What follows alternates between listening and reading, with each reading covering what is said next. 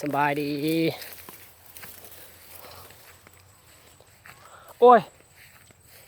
ตอนนี้เขาก็มา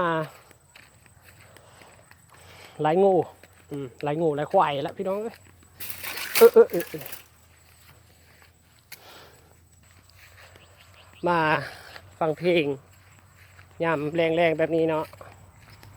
เพลงไปเลยเนาะเพลงของมนต์แคนแกนคูนดีกว่าเพราะว่าเสียงของผู้ฆ่ากันมันคือกับมนต์แคนแกนคูนได้นะแบบเสียงฟ้าแฝดแบบบ้าแล้วก็เนี่ยเกือบบ่ออกพอละเนาะฟังกันเลยลาพี่ยังจนสายคนหา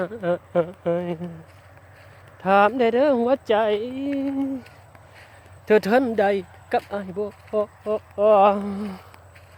แต่ความจนไอ้คือต่อแต่ความจนไอ้อยู่ไกลเธอทำได้บ่ละนางเออและอุปสรรคยังอยู่ข้างเออเธอทนทุกข์เนาะอุกใจพี่ไหวบ่น้อคำผู้กำกับพลาน้อง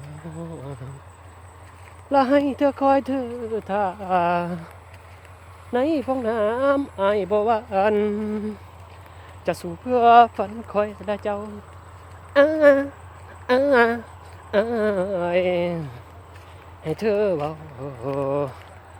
หักพอเดิมดอกเดนางโอ้ยร้องไรเจ็บกับพ่อละเอาซ้ำนี้ก็นอนพี่น้องเนาะมาฟังใหม่ก็ไป